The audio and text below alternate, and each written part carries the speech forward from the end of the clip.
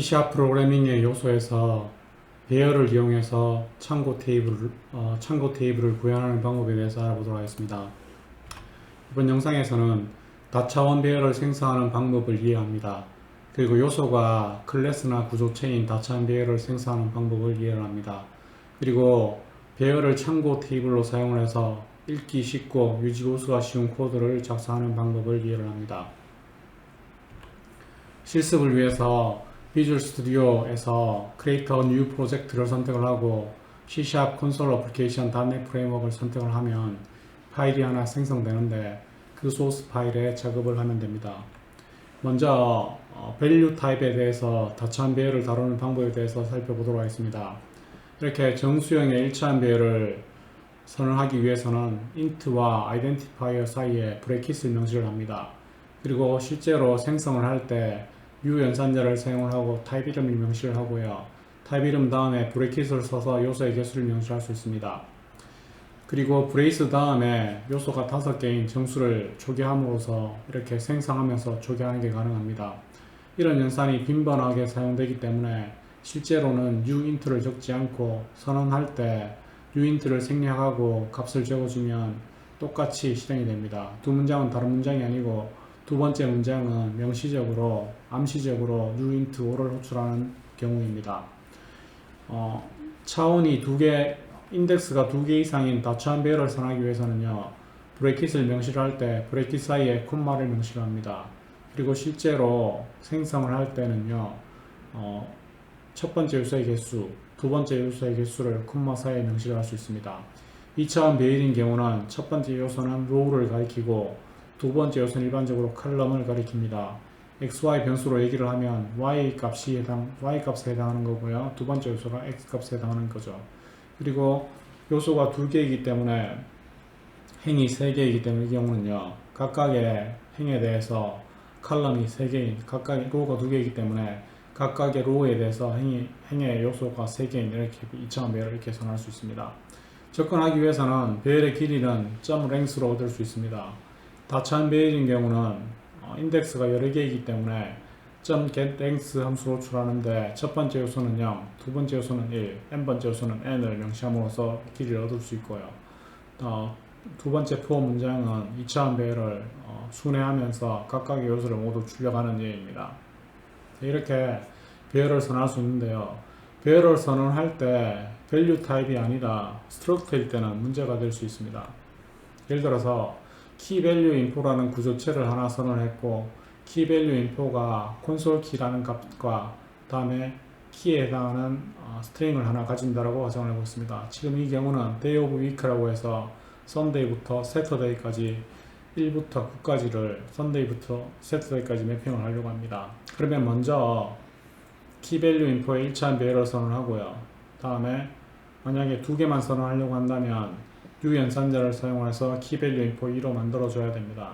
그러면 메모리에는 keyValueInfo가 할당이 되었고 u를 사용을 하면 keyValueInfo를 2개 가지는 경우니까 value 0와 value 2가 1이 이렇게 메모리 할당된 상태가 됩니다. 이때 주의할 점은 keyValue 0는 할당하기 위한 공간, 그러니까 요소를 가리키기 위한 어떤 요소만 할당이 되었지 실제로 keyValueInfo가 할당된 것은 아닙니다. 그래서 keyValue 0가 가리키는 대상을 실제로 또 다시 한번 메모리 할당을 해줘야 됩니다. 그 점을 주의하셔야 되는데요. 여기서 keyValue는 2개를 위해서 메모리 할당만 했지 이 value 자체가 가리키는 곳은 또 메모리 할당을 해줘야 된다는 겁니다. 그래서 실제로 메모리 할당을 하는 과정을 거쳐보면 keyValueInfo 2를 해서 노드를 2개 할당한 다음에 각각의 노드가 또 keyValueInfo를 가지도록 이렇게 생성을 해줘야 됩니다. 그러면 이제 첫 번째 엔트리, 두 번째 엔트리 모두 초기화됐기 때문에 keyValue 0, keyValue 1을 이용해서 각각의 구조체 값을 접근하는 게 가능해집니다. 이런 작업이 번거롭기 때문에 유연산자를 사용을 할 때 이름 초기화를 사용을 해서 브레이스 안에 멤버의 이름 초기값, 멤버 이름 초기값으로 이렇게 선언하는 게 가능해집니다.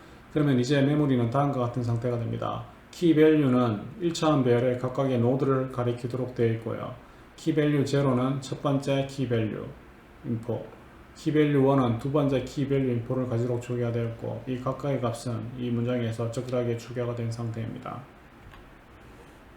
네. 근데 매번 또 new 연산자를 쓰는 게 번거로울 수 있기 때문에 이런 경우에는 구조체나 클래스에 생성자를 만들어 줄 수 있습니다. keyvalue info 스트럭처에 생성자를 만들었습니다. 생성자는 키와 day of week를 받아서 멤버 값을 초기화하도록 간단하게 구현되어 있습니다. 이제 이런 경우에는 new keyvalue info 2를 써서 new 다음에 value initialization을 쓰지 않고 클래스 이름과 혹은 스트럭처 이름을 명시하고 생성자 파라미터를 명시합니다.